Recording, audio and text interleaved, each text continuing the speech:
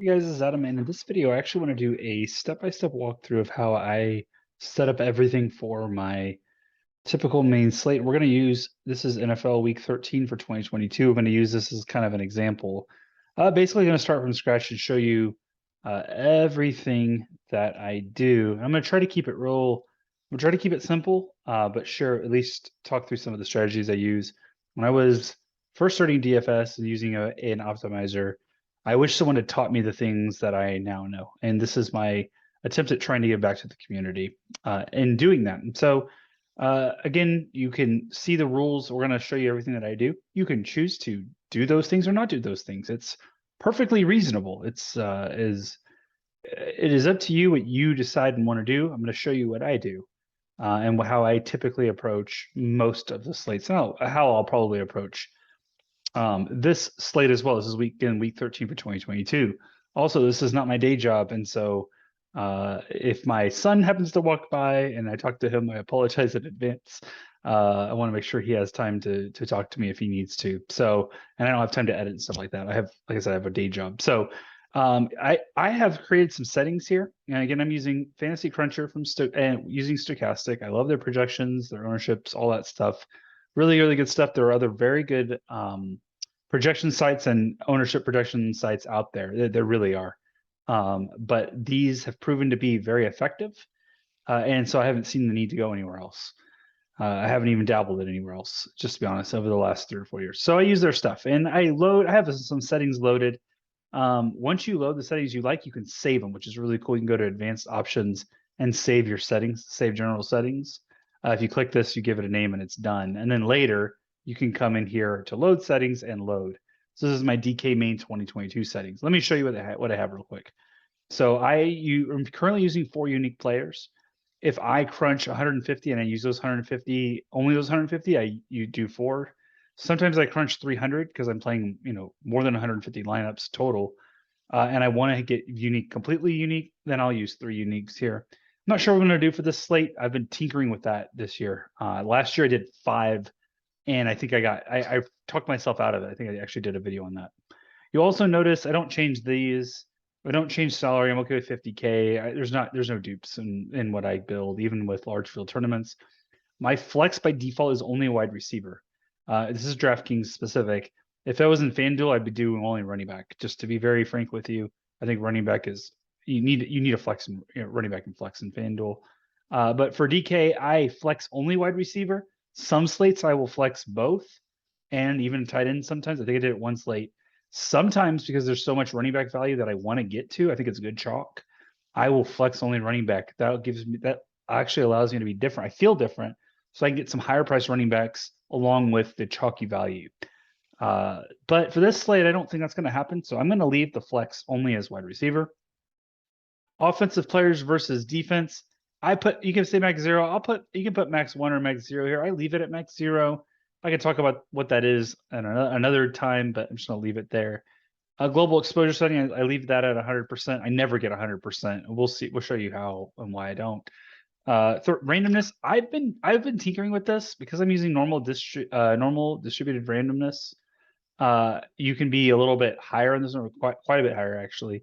We again talk about that another time, how that works. I'm going to change this to 35%. I was doing 25%, change it to 35%. I don't think it makes a big difference. I'm going to leave it there. I don't change anything else in this tab.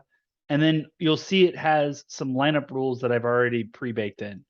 And I always look at these just to make sure I don't want to change anything and I will. You'll see something very right off the bat here. This says limit quarterback and running back from the same team to one player, meaning all my quarterbacks, I never have the running back in that lineup. Now, I'm thinking of very large field GPPs and small field GPPs. I've seen a lot of pros do like an ultra stack, or maybe they call it an overstack. I can't remember what they call it, where they have the running back, the quarterback with 2 pass catchers and the running back. And sometimes with 2 bringbacks, 1 bringback, and sometimes no bringbacks.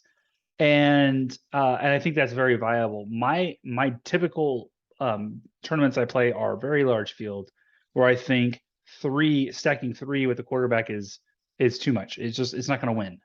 It's not going to get to the very, very tippy top of the leaderboards. So I typically will stack a quarterback with 2 pass catchers, and I don't want one of those to be a running back. you can make concessions or exceptions, which we're about to do, or you can just say, yeah, I don't want this rule. That's perfectly reasonable. It's up to you how you play. I, this is as a general principle. I have shifted toward this over the years, so I do this. And again, it's a preference. I'm gonna change this though. Actually, rebuild the rule for you, or I'm gonna go over here to position limit quarterback and running back from the same team. Let's see if I can get this to work right. Hold on. So there, running back from the same team to one player. And I'm going to make an exception. The exclusion I'm going to make for this is already, I'm thinking a little bit ahead here, is the Chargers. I'm okay with stacking Herbert and Eckler together for obvious reasons. Eckler's catching, 10 balls a game almost. Sometimes it actually is that. So I'm going to remove the rule that I have here and basically keep that rule except for the Chargers. You might say, well, what about other teams? Like I said, I have really made a stand on this, and I make very rare exceptions. Like Kamara's not an exception anymore. I never stacked New Orleans this year.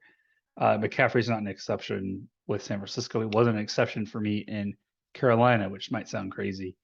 I take that back. I think he was an exception at least last year, but this year I have not done it. The Chargers are the only team I do this with. So I then this is the next rule, limit running back from the same team to one player. This doesn't happen often. The only time it's happening for me right now is with the Commanders. Gibson and Brian Robinson, I end up playing both of them many times. I think last week I had them each like 10%. And in those lineups, I don't want them together because that doesn't make any sense. So this rule doesn't happen often, but when it does, I want to make sure I have that. This is another rule. Again, you can choose what you want to do here. I keep a limit from the same team to 2 players. So that means I stack a quarterback. You can already tell a quarterback with 2 pass catchers and no more. I force it. I make sure there's no more. And then that's applied, for everyone. This is applied for all teams. And you'll see on this one, it says limit running back, wide receiver, tight end from same team to 1 player, unless they're paired with a quarterback or opposing quarterback. What this means is I'm allowing double stacks, right? I'm allowing I'm allowing double stacks, and I'm allowing a double bringback. So I'm allowing up to a quarterback with 2 pass catchers and 2 bringbacks, but I'm not allowing any more than that. So I would never have quarterback with 3 bringbacks. That's again doesn't make much sense typically. And you'll see that outside of the stack, what I build my entire lineups around the stack, and I limit my player pool to have only 1 player from a team unless they're part of that game. And that is a controversial rule. I've seen lots of even professionals say, well, I'm going to play. I think I saw Chris Godwin, Rashad White last week from the Bucks play a lineup with both of them and actually do well. They actually place very, very well. And it's perfectly fine. That is just not what I'm going to do. I don't want to have to account for all that stuff. I think that's it gets real confusing for me because then I've got to figure out, well, how many lineups do I actually want 2 players and which teams do I want 2 players with, and whether I don't want the quarterback in that game, or it's just very confusing, difficult to manage. And this rule makes it very simple for me. Again, you can choose to not have this rule. That's the rule I have. This is how I do it. And I'm trying to keep things simple. For someone like me who's doesn't have the time to do all this stuff, it's very helpful. The last rule is stack DST or defense with at most 0 quarterbacks, wide receivers, tight ends from the same team. This is basically saying I don't want the defense a part of that game unless it's with a running back. I'm allowing it with a running back. I used to not even do that at all. I used to keep the defense completely away from the game with the quarterback at all. I even have gone a little bit more aggressive and say on any wide receiver and tight end, I don't want their defense. This is a little bit aggressive. I could change this, but it's been working okay for me now. So I'm going to leave this rule, and I might change things later. So those are my rules, preset rules that I have. Again, it took me a while to build these, but once I built them, I set it and forget it. It's real simple. The next thing I do is I make my quarterback pool. Everything revolves around my quarterbacks. And so what I always do is I unselect everyone because I'm weird like that.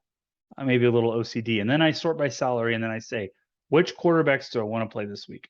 And you'll see, I'm going to go, I'm going to click 1 p.m. slate. You know, make sure you press slates and press 1 p.m. That's important. and then you can decide which quarterbacks you want to play. So I'm just going to start talking to you about the quarterbacks that I'm thinking about playing, and then things will change as we kind of get a little bit closer. So I plan on playing Justin Fields even if he's in. These guys I'm interested in. I'm not interested in Geno. I probably just an FYI, I'm not going to play Trevor Lawrence because he's 12% owned, but I'm going to be making groups, and that might change. And if I end up pivoting and getting onto Trevor Lawrence, I want to make sure I have my group set up, which I'm about to do here in a second. So I'm not playing Cousins. I might play Jimmy G. We'll see what happens. I might play Goff. I don't want to play Goff, but I might play Goff. And I feel like I'm missing one other person. So when I do this, sometimes I'm like, am I missing someone important here? And so what I like to do is I sort by ownership. If I sort by ownership over here, it makes it very easy for me to see who are the popular plays. And am I missing? The big thing for me is, am I missing someone who's going to be high owned that I might have 0 of that might kill me? And lo and behold, I did miss someone. I missed Derek Carr, but I will not be playing. I will not be playing Derek Carr. Yeah.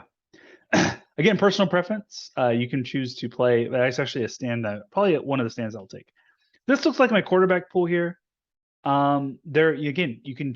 This is everyone's different here, but the point here is you need to make a quarterback pool. Okay, now that I've got a quarterback pool, there's one other thing I do on here. This is in defenses. I spread out my defenses. And so what I do over here is I go to the DST tab and I go to the EXP or exposure. I click the little hamburger box here, go over to this tab, and you can set the exposure to all defenses to a certain percentage. And I'm going to set this to 15%. So I apply it, and you'll see that from now on, like even if I run a crunch right now, the most I'll ever get of a defense is 15%. That's intentional. Last week when the Chiefs were playing the Rams had their like backups of the backups, the preseason squad. The Chiefs defense was like 20 to 30% projected ownership. I played them at 5%. I manually adjusted their exposure because defense is so volatile. It absolutely is. That is how I play defenses. I typically fade high owned defenses. In this, I'm already seeing here, the Steelers are high owned. Sure, 10% doesn't scare me off. It's when it gets to like 20 or 30% that I'm like, okay, it doesn't make sense to play this defense with the variance at the position. So I do that, and then now it's time for me to do groups. So let me show you how I do groups. I go to advanced options here. I do groups. And again, I have, Fantasy Cruncher Pro. I highly recommend Fantasy Cruncher Pro because you limit your mistakes significantly because we're what we're about to do. And what I'm going to do is I'm going to make a group for every quarterback above 5 projected points. Again, it's only going to show the quarterbacks in my pool, which is why I set the pool first. I'm going to say include every pass catcher. And I am going to make sure I use at least 2 of them. And then I am going to auto name the group based on the key player name. So what's cool about this is I go in the drop down, select key player name, hit add, make a folder. I'm going to call this the QB double stack. QB double stack. And I'm done. I intentionally you notice I didn't include running backs in here because I only include pass catchers. There's one exception to that, so I have to keep that in mind. That one exception is Austin Eckler in the Herbert stack. So I'm going to go to the Herbert tab specifically to Herbert group and add Austin Eckler in there. Just to make sure this is working, I want to make sure that the Herbert thing is working. And so just to make sure, I'm going to lock in Herbert and press lock. And I'm going to go crunch a bunch of lineups real quick. Let me change this to 20. I'm going to crunch 150 lineups real quick. I only need to do 50. And I want to make sure that Eckler is showing up. If Eckler's not showing up, then I've screwed up something, right? So Eckler, there he is. He's in 30% lineups, meaning it's possible. If I had, just real quick, if I had just done this, let me just add this rule, the basic rule like this. So this one will trump this. There shouldn't be any Eckler in this. Let me just make sure. So in my Herbert stacks, I got crunched 50 and look, there's 0 Eckler. This is a mistake that I've made in the past, and I beat myself up later. Like, why did I not have Eckler in my stack? And it was because I forgot to get rid of this rule. So again, this is just a little bit of like if you're doing your math problem, you need to like check yourself as you're going through things. So making sure that I have the rule correctly set. Okay, I've unlocked Herbert. This is my double stack group. I typically don't touch this once I've built it. I do touch these other ones that we're going to talk about here. I'm going to call this my stud stack. So for every quarterback above 5 projected points, I want at least one from the same team. And you might say, well, didn't we just do that, but with 2? And the answer is yes. But if I look at this, for instance, let's look at the Herbert stack. This is really interesting. If it just says take 2, I can take any of these 2. So the question is, do I want a Herbert stack with, oh, Mike Williams isn't playing. He's already rolled out. Do I want, oh, that means I need, oh, this is big. Okay. Pause for a second. Because Mike Williams is out, DeAndre Carter needs to be part of this. I know Mike Williams is out. And so his replacement was, I guess, pseudo replacement. It's going to be 3 wide sets. Are going to have Keenan, Josh Palmer, and DeAndre Carter. DeAndre Carter is not in this pool, notably because I said in my rule, players to include anyone above 5 projected points.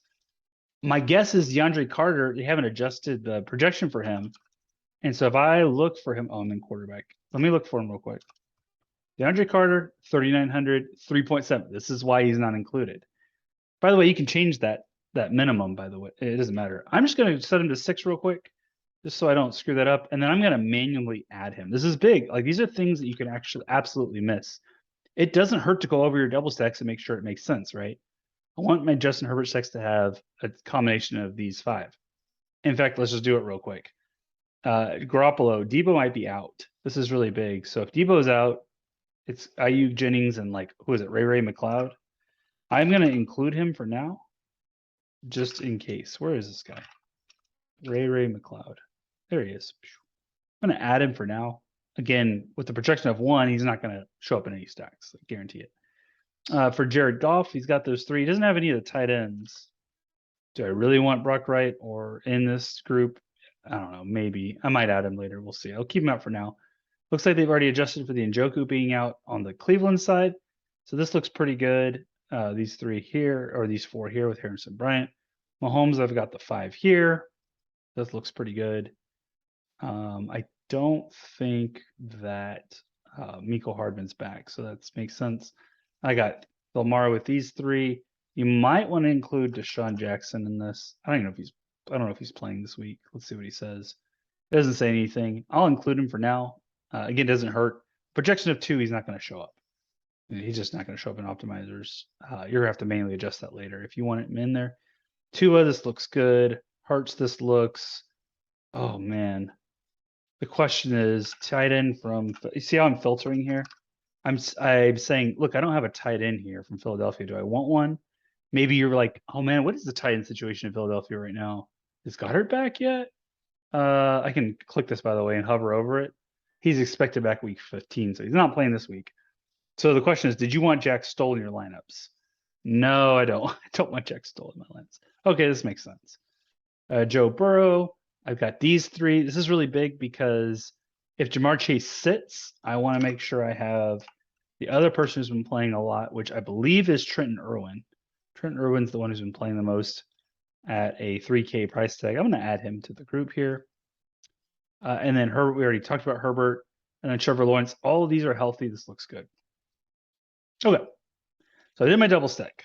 So then the question you might ask is, well, why do I need a stud stack with just 1 if I've already got 2? And the reason for this is, Justin Herbert's a great example. This rule just says give me 2. In fact, we had our Herbert crunches.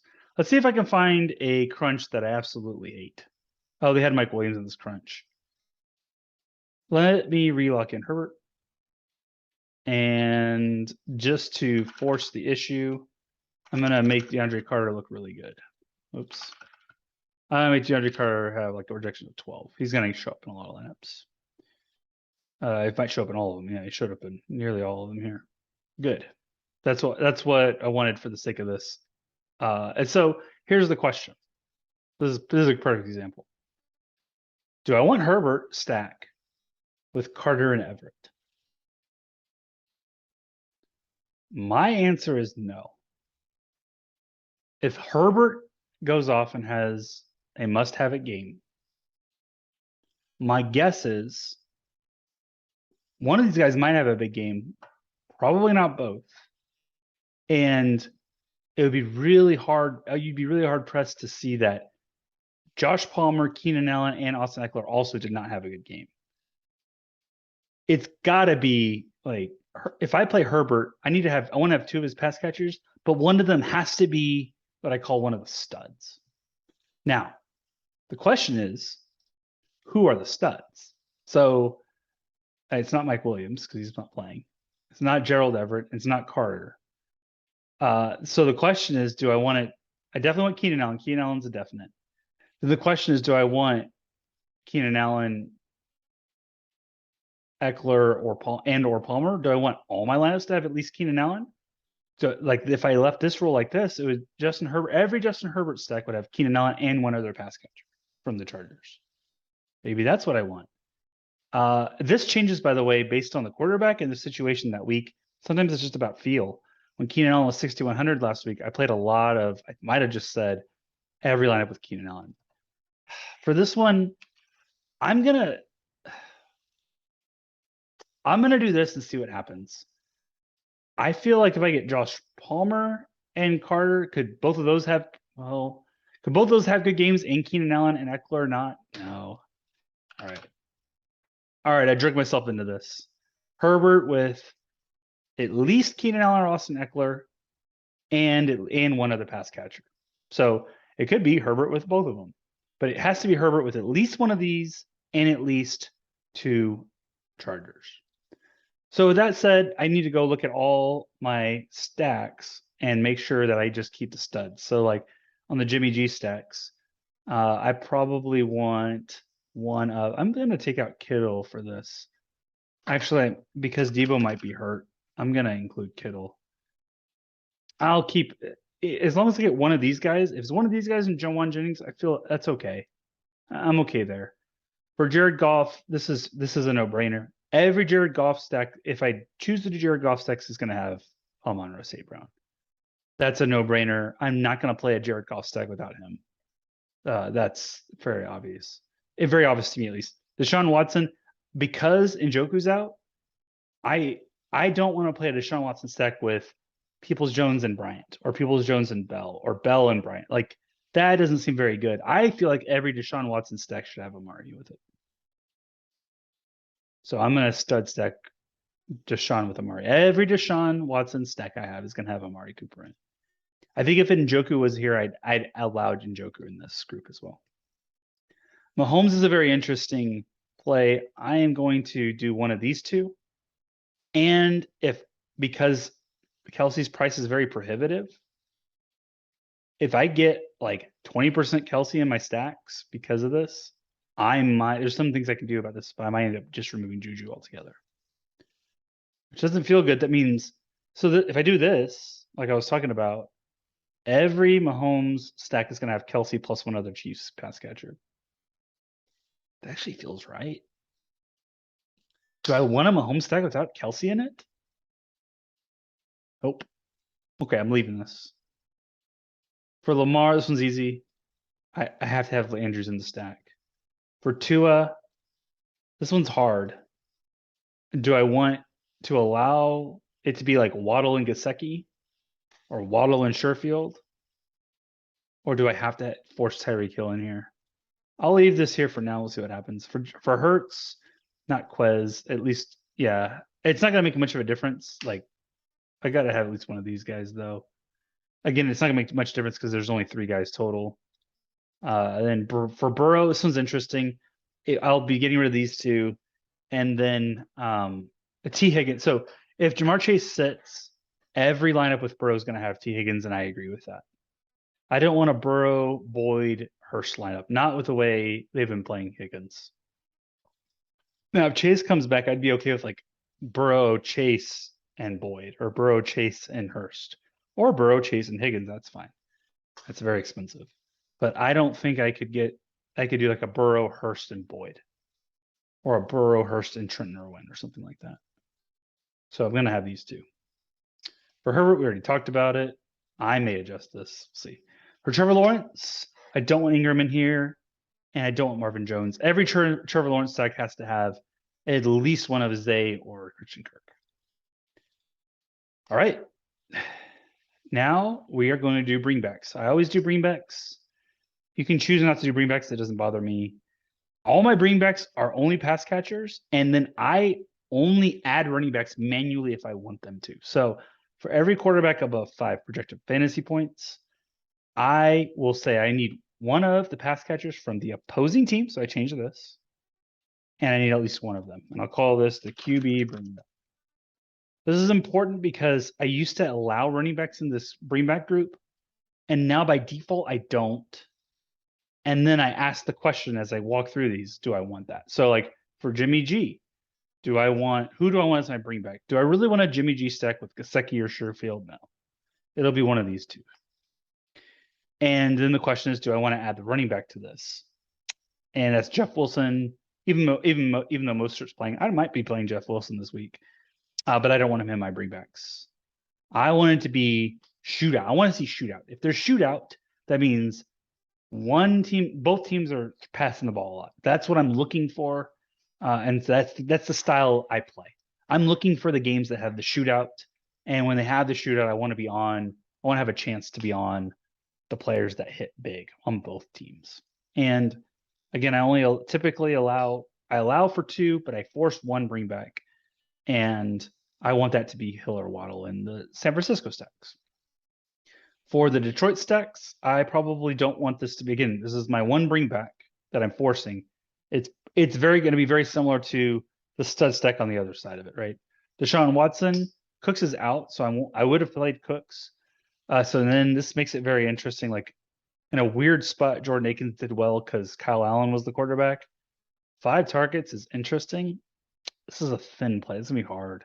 I'm okay with these 2 guys. And in this one, I actually think, because Cleveland's run defense is so bad, I'm going to add Dameon Pierce to my bringbacks. It's very important, at least for this one. For Patrick Mahomes, I will be bringing back someone from Cincinnati. I'm probably okay with these 3, and I'm not okay with Hurst. I don't want to bring back a Mahomes. I won't be anyways. It's not impossible because I wouldn't allow Kelsey and Hurst to be in the same lineup because that'd be double tight end. So, but I'm okay with Boyd. Boyd could have a big day, and we saw that one week where he had all the points, and I think Chase had the other, and T. Higgins was left out. I could see Boyd having a big day. And then if Chase is out, I don't have to worry about this. This is actually very important. If Chase is out, I don't have to worry about adding Boyd back. I'm just going to leave him. That's fine.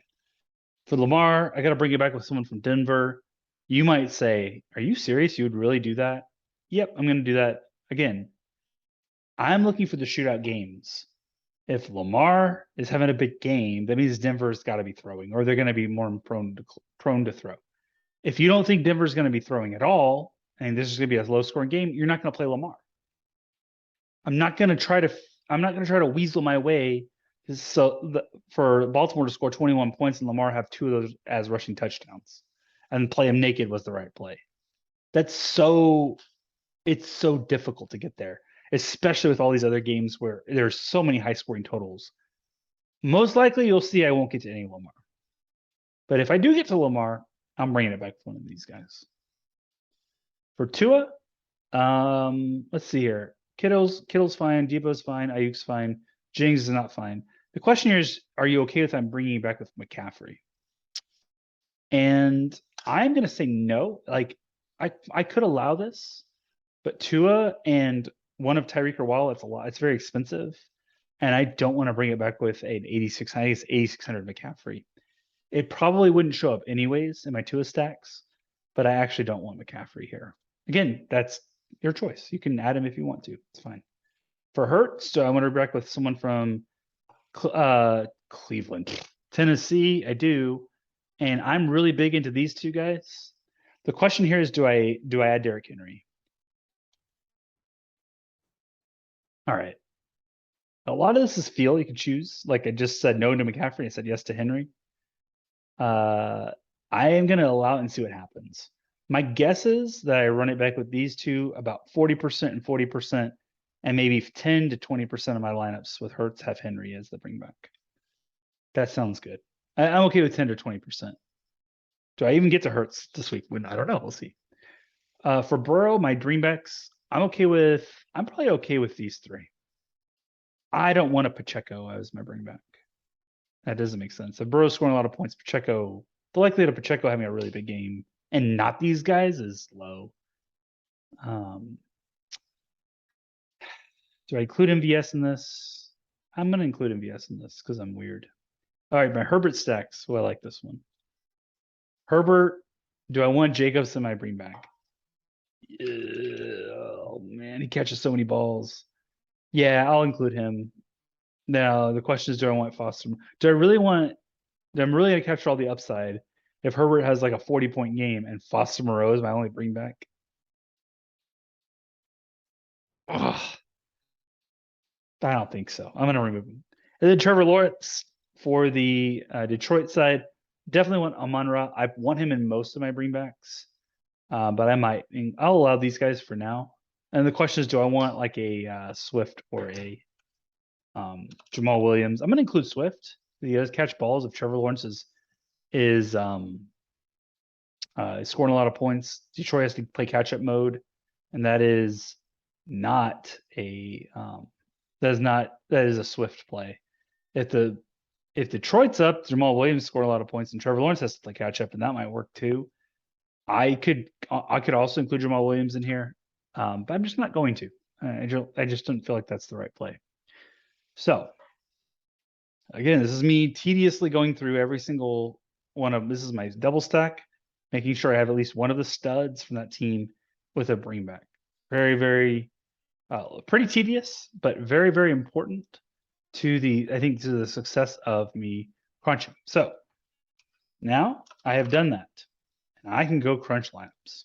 Now, before I go crunch lineups, I always like to look at who I'm going to actually be playing. So the way I do this is I go to the value tab here. All this value tab is doing. It's taking the salary and the projection and dividing them, right? So let's see if I open just straight up calculator. I can see, let me bring the calculator over here. His projection is 17.02, and his salary, Dameon Pierce, is 5,900. And I'll multiply that by, I think they multiply it by 1,000 to show the value. And lo and behold, you get the value for Dameon Pierce as 2.88 or 2.9, rounded up. So this is how it's calculating the value. And all this means is, remember, optimizers, they just play the best plays. They're going to fit in the plays that have the best value. And lo and behold, Dameon Pierce and Antonio Gibson right now, according to projections, I haven't touched a thing on this, which I'm going to. These two guys, I'm going to get play. I'm going to get a lot of play. I bet these guys are going to show up 25 to 30%. Josh Jacobs is the next highest value guy by a long shot. All these other guys are at the bottom here. And so my guess is I'm going to be playing maybe even 40 to 50% of these guys. Just the nature of things. We're going to change it, adjust it, etc. And then you can kind of see who I'm not going to be playing. Like Miles Sanders with the 2.1, he's not going to make it. Any of these guys like down here, they're not going to make it by default, right? You might say, I don't even want to play Kyren Williams. Just X them out. I'm going to do that. Just going to X them out. But all these other guys, yeah, they're in play. I mean, I can already tell you, I'm going to get zero Saquon. I'm going to get zero because his projection 16.77 and his salary is 8,200. It's a value of 2. I'm not going to get him. It's important that you understand this before you crunch, because you're going to crunch and be like, this is horrible. This cruncher doesn't know what it's talking about, but it does. It's just based on the value. So I like to get a feel before I even start of who I'm going to be playing. Look at this Amon-Ra. Oh, I put Carter real high. Let me move Carter back. I'll move him back to, I bet his projection comes up in something like 7.25, maybe like 8. He did real good last week when Mike Williams was out. And then you can see, so let me just resort here. Oops. I'm gonna resort here. You're gonna see I'm gonna get a ton of Amon-Ra, Garrett Wilson. Okay, check this out. Amon-Ra and Zay Jones 1 and 3 in terms of best value plays. And Amon-Ra is like far and away the best play according to the projections and all this. I'm gonna get a ton of Amon-Ra St. Brown and a ton of Garrett Wilson as it stands. Probably in the 40 to 50% range, if not more. And because he's high and I have Jared Goff and Trevor Lawrence, I'm as in my quarterback pool, I'm gonna get a ton of them. I'm gonna get a ton of them, just M. And to make matters even more or to further the value train here, Zay Jones and Christian Kirk, like 3 of the top 5 value wide receivers are on this game. I am going to be getting, just as it stands right now from a stacking standpoint, most likely a ton of Detroit stacks and a ton of Jacksonville stacks. I guarantee it before we even start. You can also see like the other ones. Who are the other big values? Amari Cooper, Nico Collins, DPJ. I'm going to get a ton of Deshaun Watson stacks. I already know what's going to happen before I even click the button. Tight ends. This looks a little bit more flat. But you'll see, look, Evan Ingram, it's more Jacksonville, more Cleveland. Harrison Bryant's a good value this week without Njoku and Deshaun Watson throwing the ball. You're going to see, you know exactly who I'm getting. I already know who I'm going to get. And even from the DST, remember I capped this at 15%. I'm going to get tons of Broncos and Rams and then Steelers. Like this will be more spread out because I forced 15%, but you already know these guys are going to be capping. These guys are going to be hitting the 15% mark here. So I already know what I'm going to get before I get it. So when I press the crunch button, I don't get mad at Fantasy Cruncher. So let's press it. Let's see what happens. Oh, did I lock in Herbert? I got 100% Herbert because I pressed the lock button on him. Wow, I shot myself in the foot there. No, okay. You ready? Let's see what happens. Look at this. I told you what was going to happen before it happened. So I'm crunching. And it looks like I'm going to be playing. You realize we got a lot of work to do, right? I am not going to be playing 41% Trevor Lawrence and 25% Jared Goff. That's like 65% of my entire stack is that one game. My whole, quarterback exposure is that one game. That's ridiculous given there are 2 very, very appealing games and 2 other, I think, equally appealing games from a contrarian standpoint. So the 2 games in this is week 13. I really like Kansas City, Cincinnati because it's the highest total in the slate. I really like Chargers and Raiders. It's a very good game. Both those games, I need a lot of exposure to. I feel like I do. And then Jacksonville, Detroit is getting a lot of exposure, a lot of ownership because everyone's so low and it looks like a good environment. And then the other 2 games that are interesting is the Cleveland-Houston game because Deshaun Watson's very cheap or relatively cheap and has good options. And then the one I actually like the most is the Miami-San Francisco game. That has sneaky shootout potential, and I want to at least have a little bit of that game. It's going to be easy for me to get over the field on that game, by the way, because, Tua is, where is Tua on the ownership here? Tua is even on it. Like, he didn't even show up in the top 20. Look, there he is. He's 1.1. I can play like 4% Tua and be 3x over the field. Like, I'm going to force Tua stacks, and I may even play like 5%, but that's enough to get way over the field.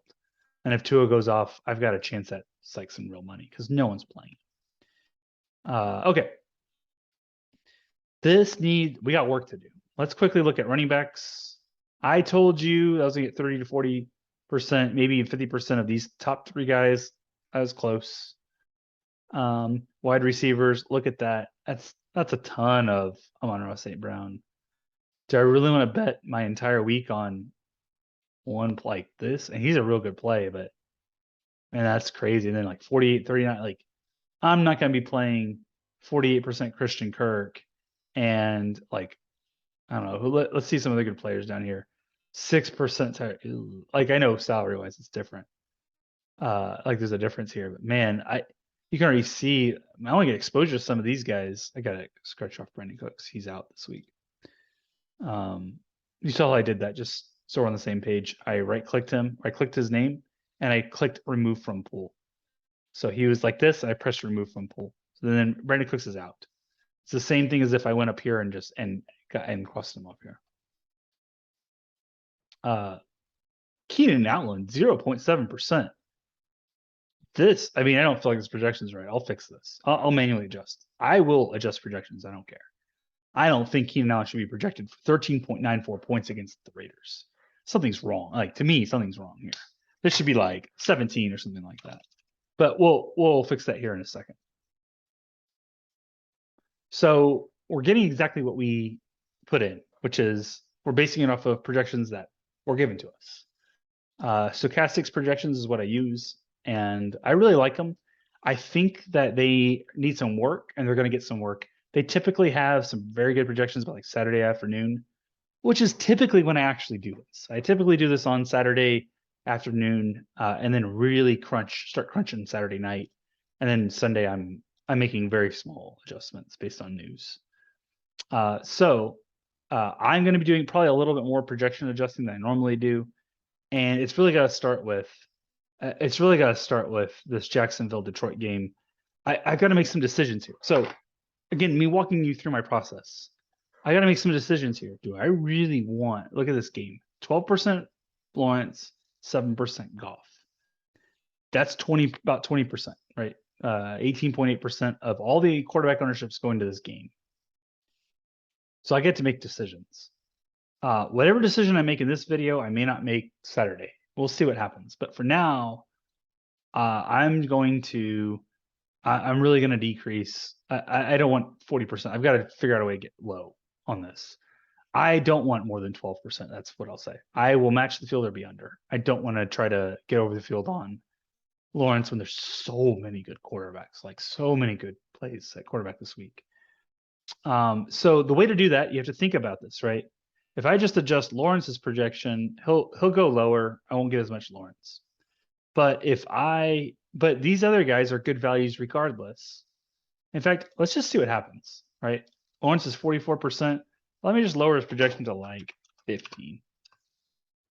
So Lawrence goes down to 15. You would expect Kirk and Zay Jones' ownership to go down too, or exposure to go down. It should. But what does that mean?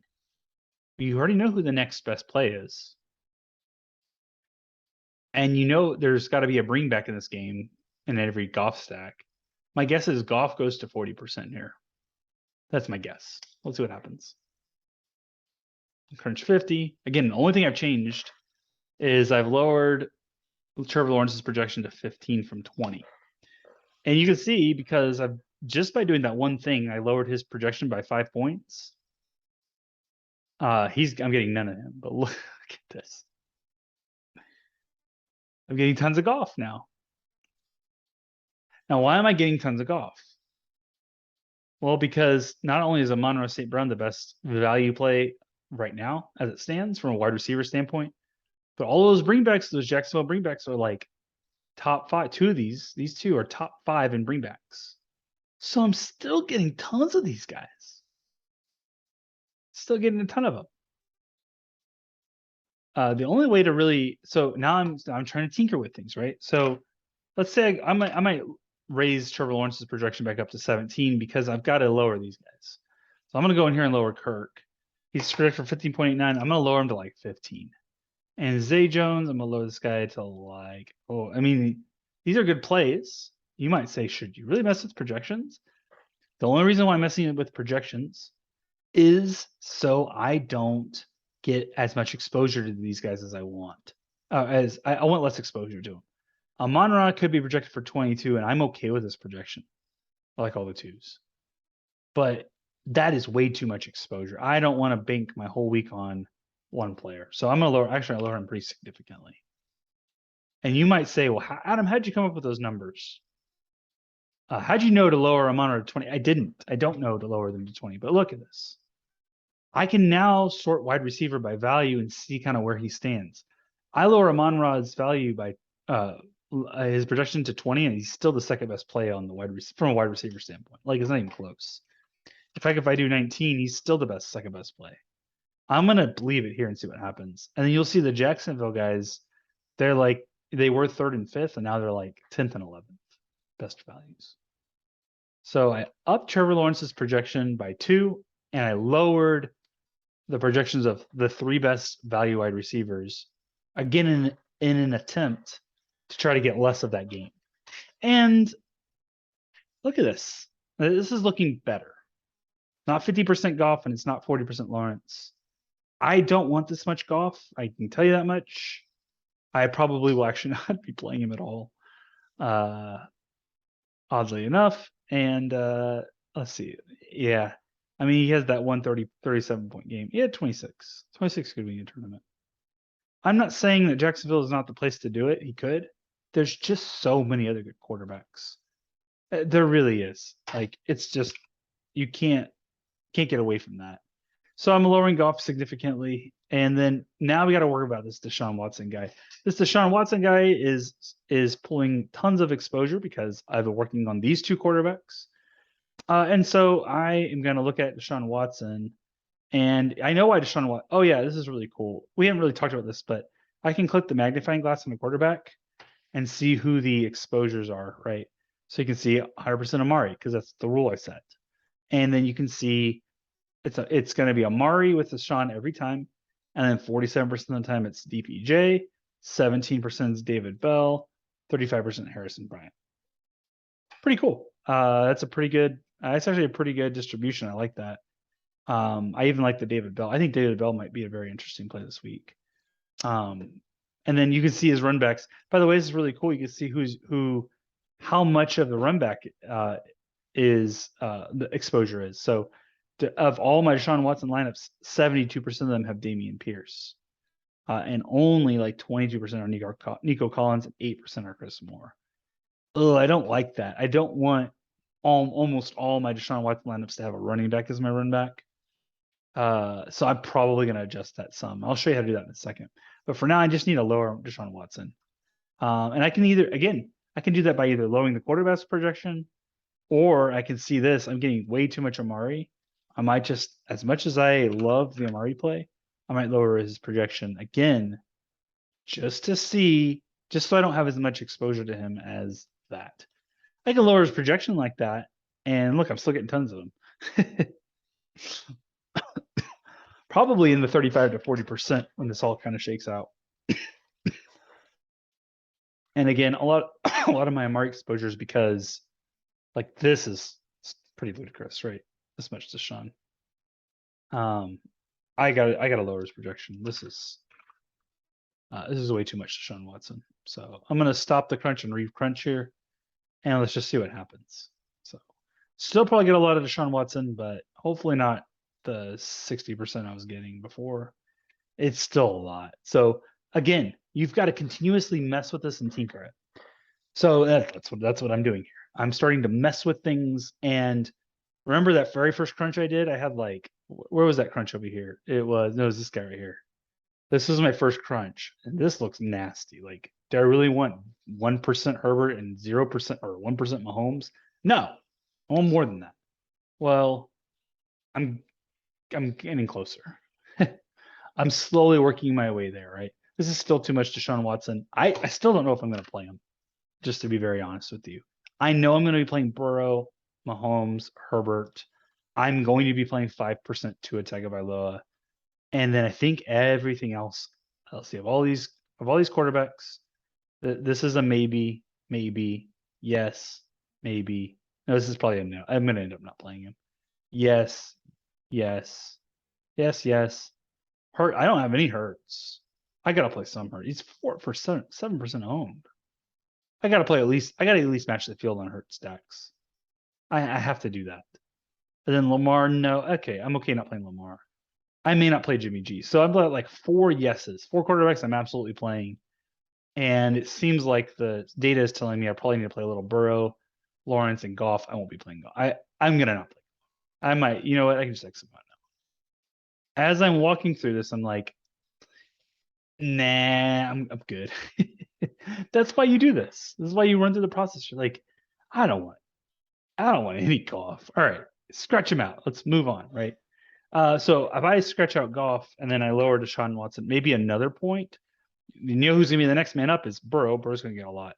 Here's where I'm going to quickly pivot and say, I want to get a lot of Herbert. And so I quickly look at his projection. I'm like, 20. He just scored 28 against Arizona and 20 against Kansas City. He's going to score. His projection is going to be more, I feel like, than 20 against the Raiders. But I also need to look at like his pass catches, right? Like, where's Eckler in here? Why is Eckler's project? Okay, Eckler should not be projected for 18.92 and he's getting 11 receptions. I'm going to bump him to like 20, not 200. I'll bump him to like 21. I'm going to give this guy a big bump. And then where is Keenan Allen? Keenan Allen needs, like we talked about this, I'm going to bump his projection to like 17. And DeAndre Carter, I'll give him, we already like bumped him a little because of the, because he was so low because they hadn't accounted for Mike Williams being out. I'm going to give him another half point bump. And then the last guy here is Palmer. I just want to look for him.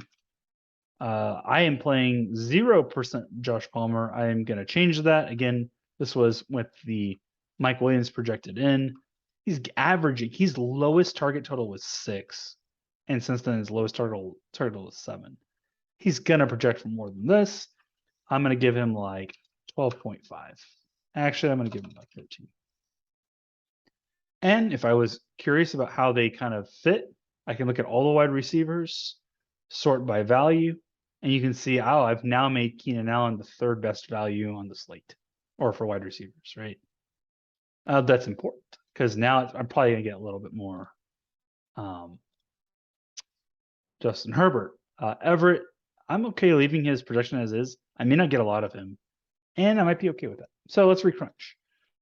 And now I X'd out Goff. I lowered Deshaun Moore, and I didn't up Herbert's projection, but I upped all his pass catchers, and including Eckler. And look at this. Herbert went from like almost nothing to now he's my top exposed quarterback. Cool.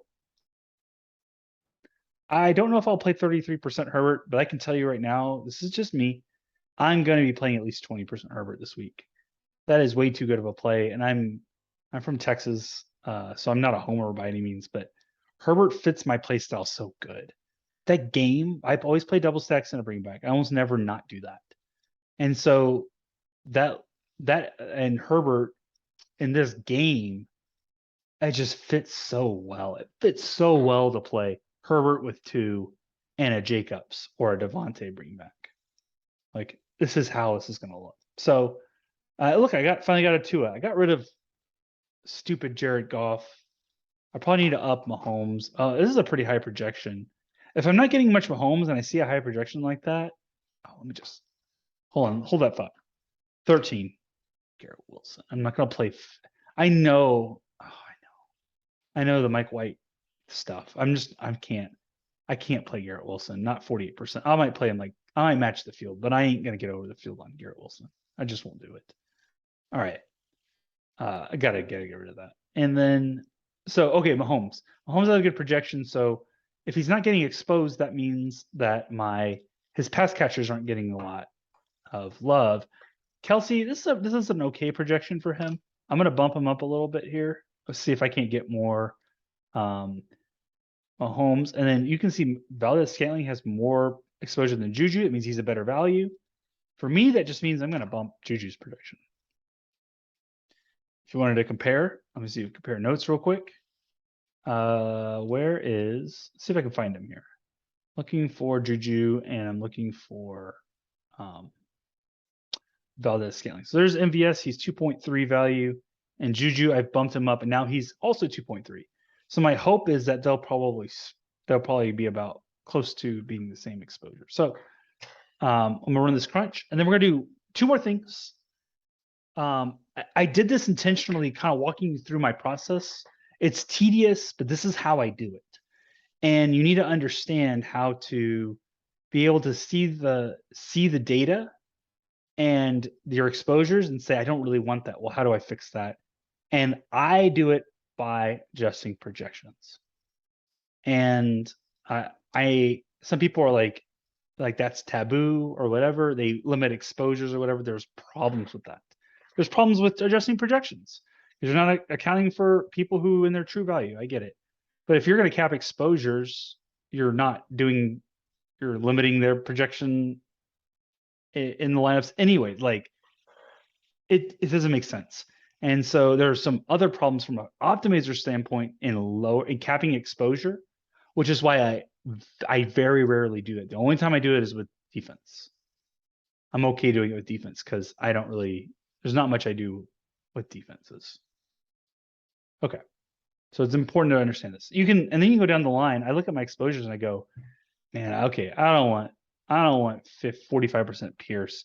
Is he really projected for 17 points? He hasn't even hit it once since week 5. All right, let's lower this guy. I mean, I know Cleveland's like a run funnel.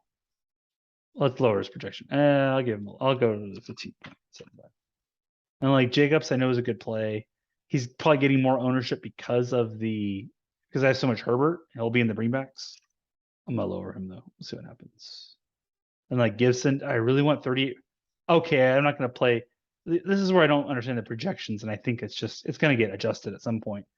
But Gibson, even though he looks good, like he hasn't hit 15 and he hit it twice here. I'm just gonna lower him to like 13.5. This is gonna lower his exposure significantly, but I need to get some of these other guys up. Like if Najee plays, if he doesn't, Jalen Warren's a really good play, but like I've got to lower some of these guys' projections, otherwise they're just gonna walk away with all the ownership, and I don't want exposure. I don't want that. And I'm still getting it. Man, I lowered their projections, and they're still like the best plays. It's crazy.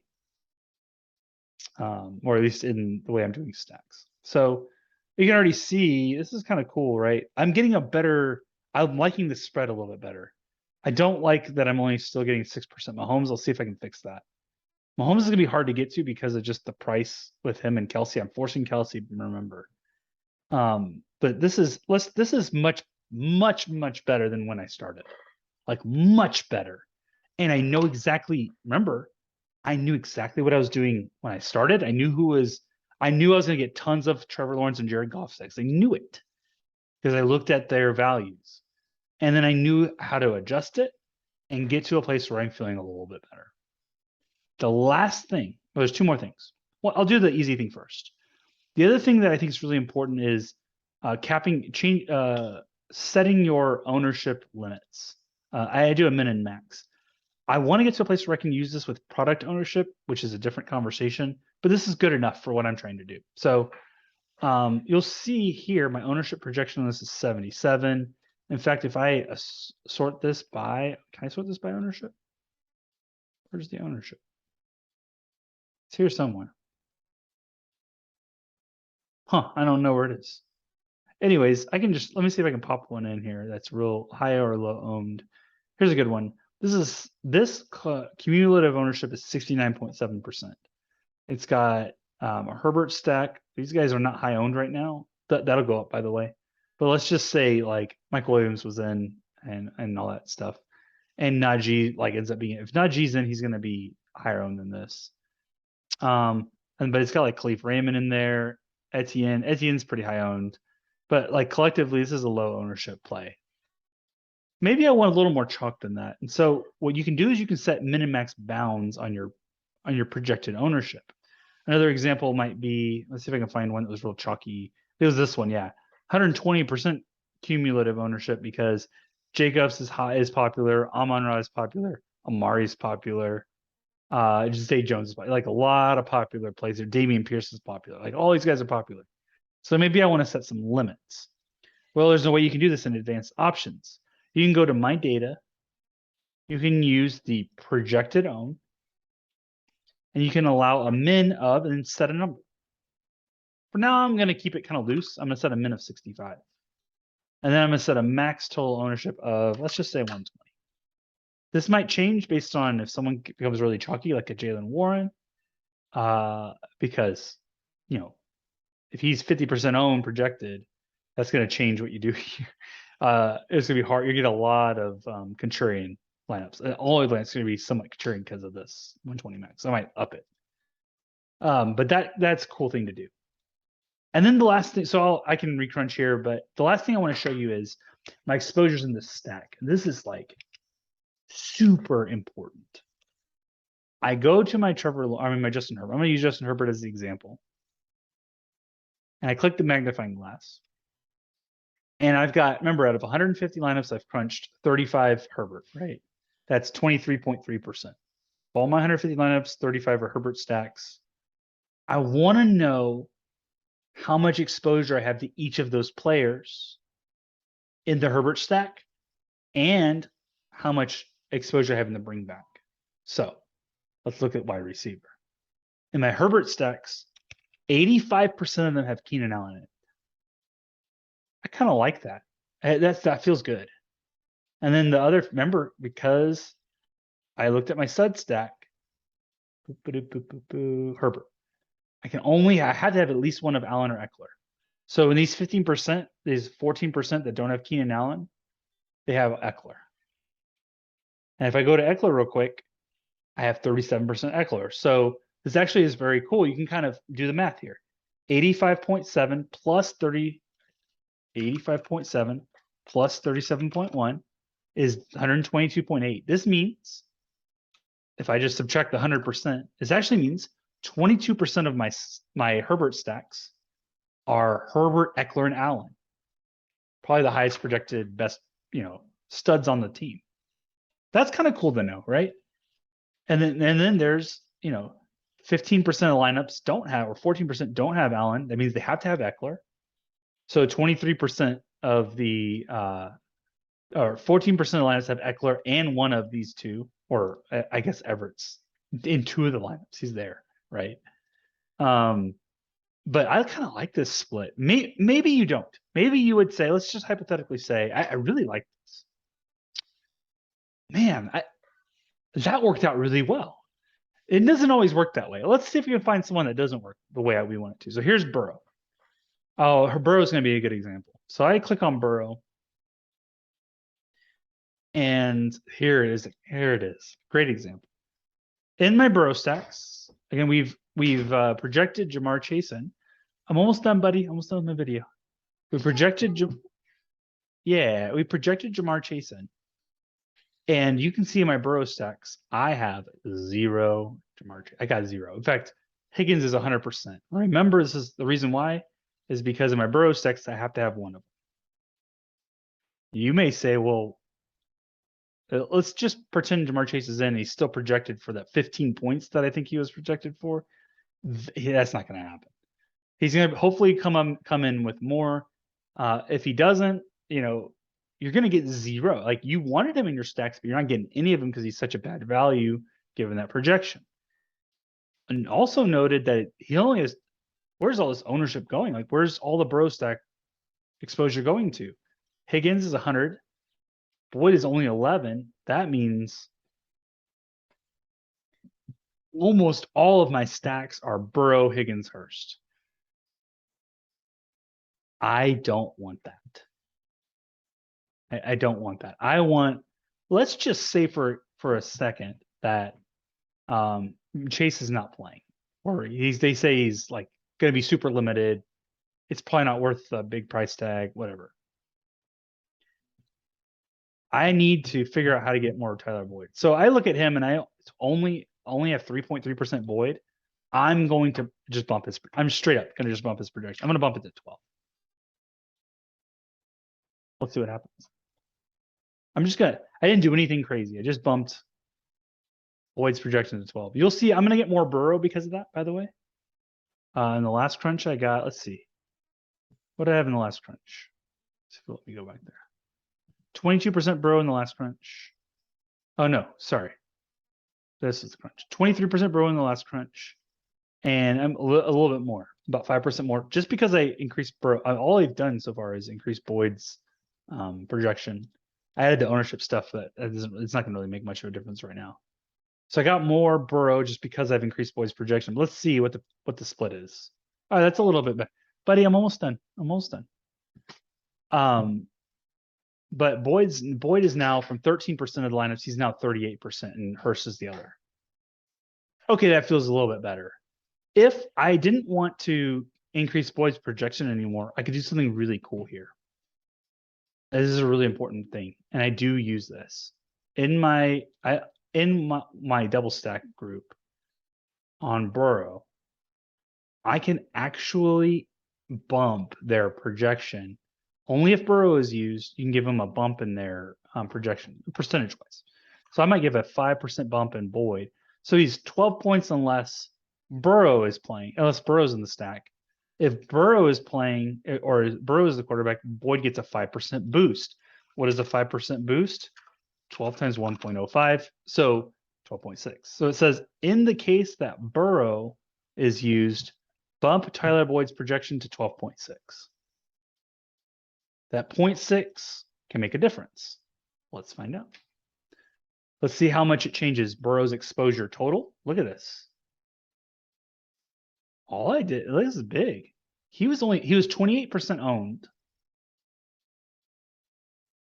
And then just by giving Boyd a 0.6 projection higher when Burrow is in the lineup, I've increased Burrow's projection a modest amount, right? But still 4%, like that's pretty big.